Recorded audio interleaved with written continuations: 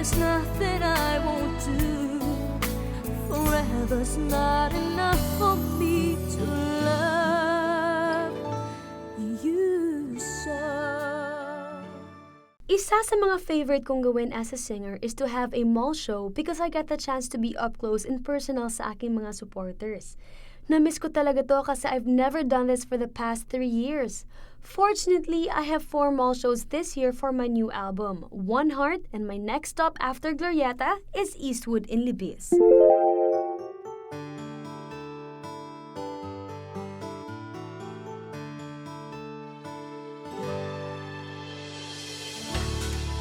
Don't miss the chance to meet her up close and personal, and of course have your album signed.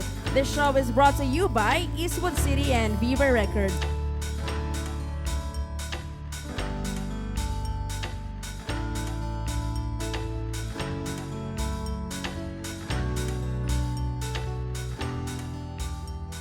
Hi! I just came from Asa Brooks, and now I'm here at Eastwood Mall for my promo tour ng aking bagong album, One Heart.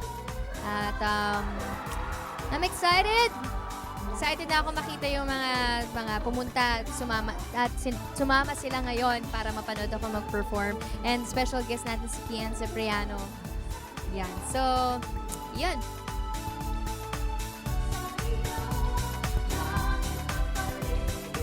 Kinakabahan ako kasi Eastwood, parang known yun na parang hangout place, di ba, na parang hindi pa umasok.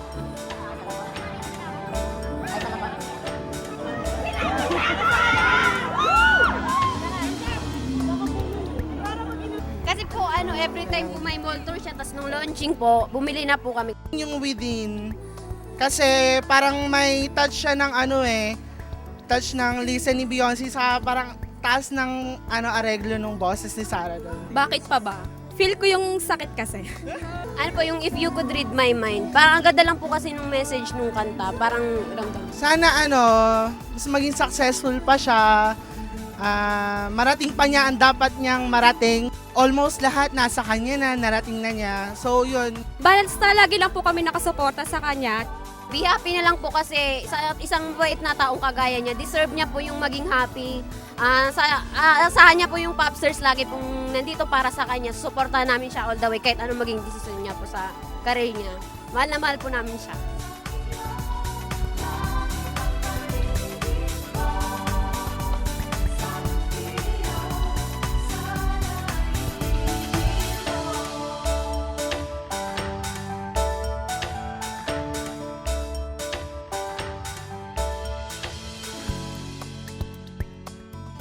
Narinig ko na yung mga songs niya sa radio stations, tapos sa mix. Pero yung buong album natin. Hi Sarah, galingan mo pa and super nababaitan ako sa'yo when you're in camp, ganyan. Sana more events to come and sana may concert ka ngayong year. Kasi last year wala. Hi Sarah, sana galingan mo, natutuwa yung girlfriend ko sa'yo. Pag natuwa siya, natutuwa rin siya sa akin. Kaya, thank you. You want to do a Sarah for us? Sarah, you better not turn out the crowd. And your name is Sarah, so give us Sarah. Are you ready? Okay, clap for Sarah! Thank you, guys.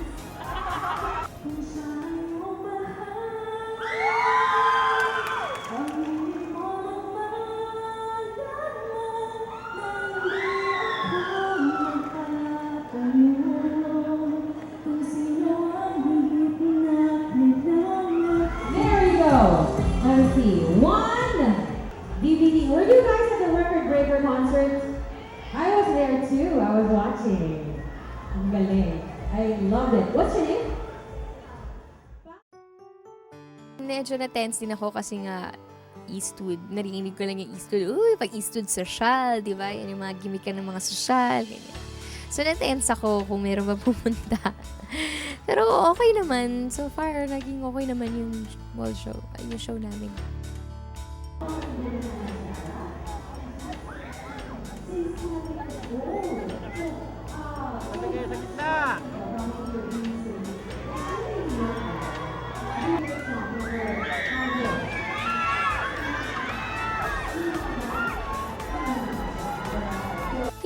akong tambay. Parang nakailang beses, parang few times lang kami nakanood ng sine doon. Ganda ng cinemas nila doon.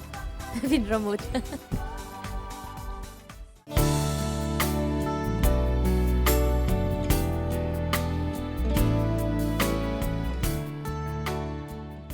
In this mall show, nag-front act sa akin ang magaling na new recording artist of Viva, Marvin Ong, and rocker Kian Cipriano of Kala Lily is one of my guests.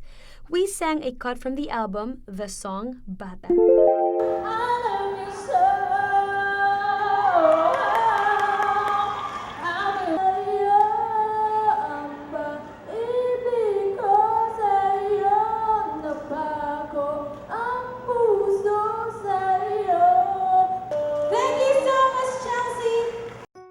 I am going to sing with a pop star princess, Miss Sarah Geronimo. Ayan. Hi guys, you guys having fun yet? Alright, you guys excited for Sarah Geronimo? Alright, good job. My name's Marvin Ong. I am from Viva Records as well.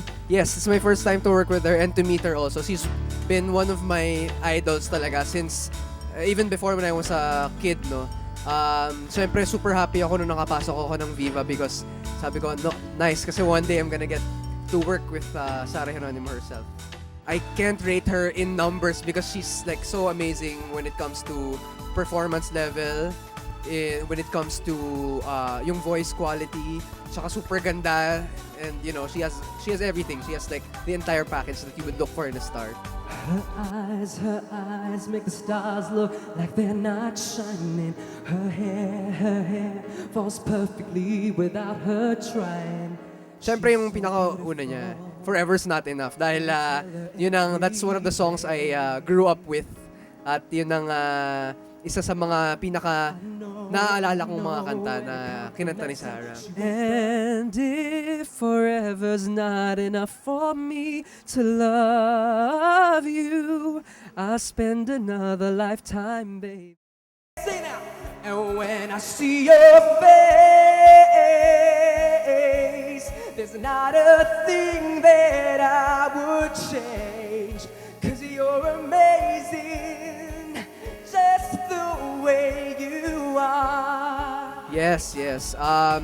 I've heard yung career single ng album niya na piniplay every time sa radio kasi I hear it, and then I saw it also nung she was featured in one of the shows on TV and she got a platinum record and a gold record, so I'm very happy for her. Miss Sarah Geronimo, the beautiful and very talented Miss Sarah Geronimo, you're my idol.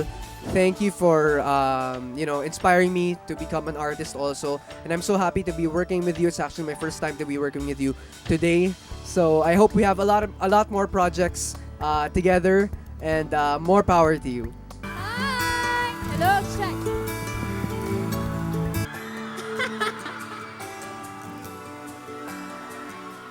Miss you. Sleepless nights. Sino nga ba siya? Guys, sing along! Sino nga?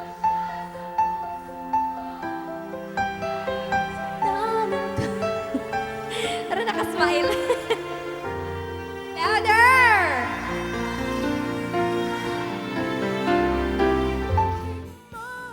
Kung siya ang mahal, Siyang mahal.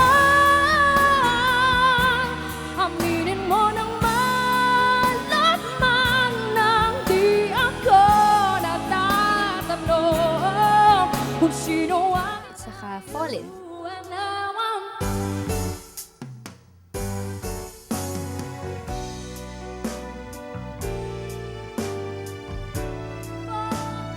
When I fall in love.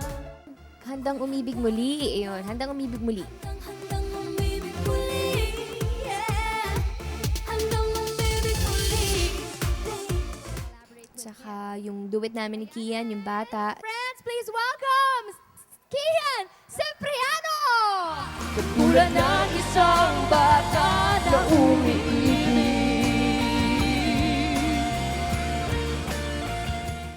Napapaisip ka paano kaya tatakbo yung duet namin, maitatawid ba namin ito na maayos, ganyan. Pero Okay naman, naging okay naman siya. At fortunately and surprisingly, parang nagustuhan ng audience yung aming performance, yung aming duet. At saka si Kian nga, na-surprise din ako na magaling siya talagang maglaro makapag-interact ganyan sa kanyang co-performer. At alam niya yung kiliti talaga ng masa at saka ng kung ano yung ikakikilig ng audience. Alam niya. Maraming salamat sa inyo lahat. Sarah Geronimo, boys and girls. Kian Cipriano! Thank you. Thank you. Ay, pawis na ako. I already saw her during my recording with Viva Records for one of her plugs for her album, her Christmas album. I met her at the studio of Viva at Quezon City. So it was really fun. As an artist, I think kulang pa ata yung mga numbers. as in endless and countless talaga. She's really superb, fantastic, ang galing talaga, very talented and beautiful. Sobra. Maybe I'll run out of words para lang mapuri siya. Sobrang galing niyang artist. Well, they're very responsive. Maganda yung crowd dito. They're engaging. As in, and you would know na they really love Sarah Geronimo. And talagang sumadya sila dito to see her perform live here at Eastwood City. I like the one, though I'm not so sure with the title. I like the one yung medyo disco, yung Tagalog. Yeah, the upbeat song she performed. Handang Umibig Muli, I like that one. Kasi yung arreglo niya, it sounds foreign. But yet, it's Tagalog. It sounds good. Sobra. Ayan Thank sila. you. Thank you so much, Miss Sarah Geronimo. Thank you. Pengen naman po palakpak po before I go. Salamat. Maraming salamat. We'll see you later, Sarah, for the autograph Okay signing. po. Thank All you. right. Yes, this is actually our first event with Sarah. With Sarah Geronimo, we had to do a series of pre-production meetings internally, no, and with the record label. As a matter of fact, we had some 3 to 5 meetings with the production para lang masiguradong okay lahat ang arrangements natin for her. Sarah is actually a personal favorite, ano. I've actually been asking Viva to have her to bring her here to Eastwood City because in my 5-year stay here, ngayon pa lang talaga dumating si Sarah. So we were very excited to bring her here, and now that the show is done, we're very happy to have her. Yung crowd na dinala ni Sarah today sa Eastwood City is actually a big crowd, one of the biggest actually for Eastwood City.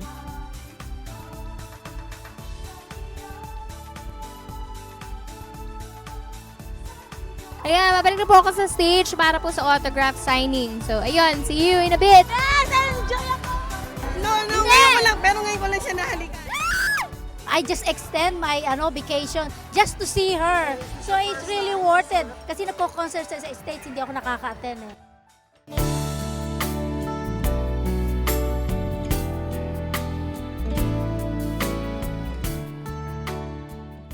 Isa sa mga recent interviews na nagawa ko na talagang nag-enjoy ako is when I guested sa All Out, a cable show on PBO hosted by the very funny Nicole Yala.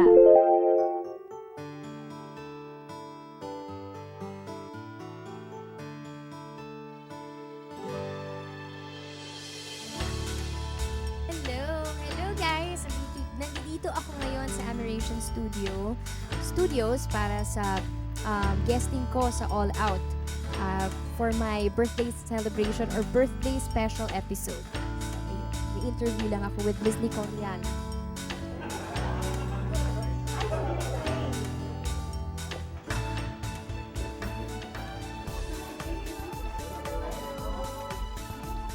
Many times na po sa mga mall shows namin, sa mga album promo tour, ganyan. So, lagi. Pero, that was the first time na nagkaroon kami ng interview. Hindi ako masyadong magaling with titles of her albums, but I was able to host a couple of her mall shows. In fact, meron siyang particular album na lahat ng mall shows nun, kaming dalawa ni Christian Perry nag-host. And that was, like what I said, 25 pounds ago. So siguro mga 3 or 4 years back or 5 years back. Already, in 5, 4, 3. Maganda.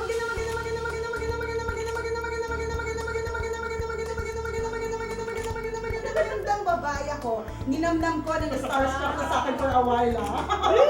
Alright! Mga kaibigan, it's time to celebrate. Dahil sapagkat because masasabi kong talagang medyo bonggels na at super duper espesyal na ang programang Itensiwa dahil naman espesyal ang ating bonggang-bonggang bisita. Nung na-meet ko na, before ko siya na-meet, of course, wala pa akong impression, but when I finally got to meet her, and up until now, lagi ko itong kinikwento sa lahat na she's the only artista na na-starstruck ako. Walang ibang artista na nagbigay sa akin ng ganong level ng kundi si Sarah Geronimo. And I will never ever forget that time na kinailangan kong gumanto kasi kinilabutan ako nung every time sa mall show na that I say her name na tatawagin ko na siya para lumabas siya, kinikilabutan ako na kung paano nag-react lahat ng popstars, lahat ng mga fans, kung paano nagtataasan lahat ng banners, ganun, kapag lumalabas na siya. At laging, up until now, laging starstruck pa rin ako sa ganung moment. Baka kumakain ka na ng apoy niya, Sarah. Anong meron kay Sarah? She has this certain kind of charisma na inexplicable. Totoo naman. Kasi parang gusto ko siyang i-compare sa amin ni Chris Chaper that when people ask kung ano yung what keeps us going, ang lagi ko sinasabi, it's the chemistry which is inexplicable. Parang ganun yung kay Sarah. Hindi mo mawari kung alin, kung yung kakinisan niya ba, yung kagandahan ba ng hair niya, yung cuteness of her smile, yung kagandahan ng kanyang laughter, ganun. Kasi it's an overall charm. Yun ang meron kay Sarah. May lumabas na, may regaluhan ka daw. Wale! Ay, hindi totoo. Oo. Actually, nakaka-pressure yung all out kasi na show. It's all naman siya. It's light and sweet lang, ganon. But when they told me that it was Sarah, sanay naman ako kay Sarah bilang lagi ko naman siya nakakasama before. But if it's the pop star princess and everyone is there at ang daming supporters and ang daming extra cameras, parang there's always this extra feeling na she's extra special. So, hindi naman ako nag-prepare in terms of, siguro nag-pray ako. Nagsuot ako ng mabibigat na mga bato-bato. Alam mo, Sarah, since nagsimula itong all out, ngayon ako nagsuot ng ganito na napakabigat. Sabi ko hindi ko alam kung paano ako mag-appear. Nagsuot ako ng bato-batong dress. Yun yung preparation na ginawa ko. And I just prayed that I could make her happy because I know that she's been through a lot. And I wanted her to feel na itong interview na ko with her is gonna be one of those interviews that's light lang and hindi masyadong maintriga and may enjoy niya.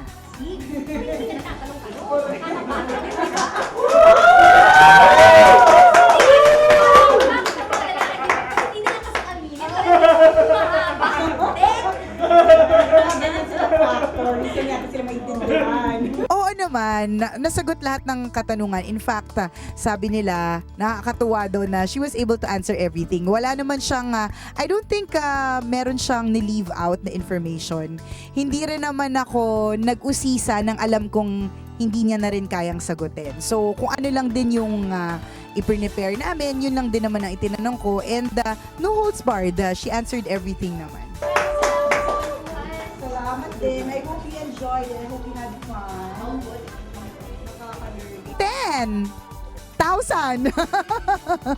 Kung meron pang mas mataas sa scale of 1 to 10, yun na yun. Okay, and cut.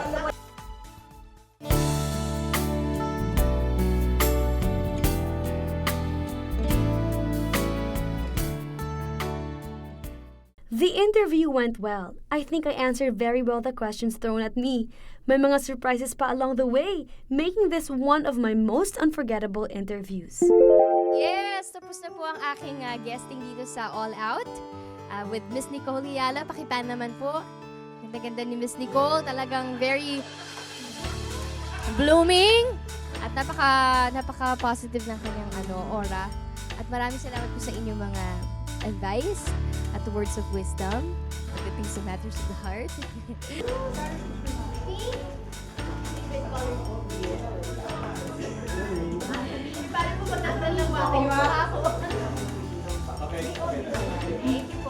It was a fun interview kasi si Miss Nicole, ang sarap niyang kausap, ang careful siya sa mga pagtatanong niya. So magandang interview. Oo, hindi yung nakaka-tension na interview. Pero pag mga personal issues na matters of the heart, my relationship with my family kapag or yung mga ganong medyo ang tawag dito, heartwarming na yung mga ganong topic eh. With the years, natutunan mo ng sakyan. How do you man? Ayun nga, siguro ko na sana gawin. Sa simula pa lang ng career ko, talagang nauna na rin yung itigahin ng pamilya ko. At talagang, yung mas worse pa dyan eh. Talaga? May mga words pang intriga. Tatanong ba natin? Oo, yung parang pinupinuto ko natin. Talaga? Naku, wish ko lang! Meron ako nabalitaan that she's gonna do a next movie and she's gonna be a DJ daw. And sabi ko nga, may nag-tweet lang sa akin so hindi ako sure sa information. So sabi ko talaga, kung totoo man, and sabi kasi nag-tweet sa akin, ako daw yung peg. So sabi ko, kung ako man ng peg, sobrang willing ako to train her. Pwedeng pumunta siya dito, puntahan ko siya, ganun. Of course, I'd be more than willing to work with her. In fact, sana magkaroon ulit siya ng mga shows that I'll be able to host, ganun.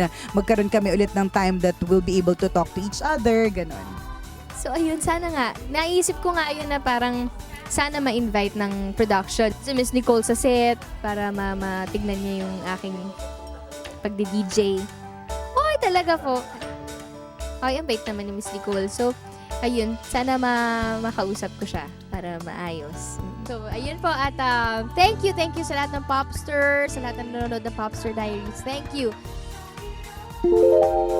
Performing in a mall show and being interviewed in a TV show are two different facets of my showbiz career. The former gives me the chance to share my talent with everybody, and the latter is exposing a part of me to my supporters. I enjoy doing these both, and all these endeavors are dedicated to all the people who continue to believe in me throughout the years. I will always cherish you as long as I live. Much love, Sarah.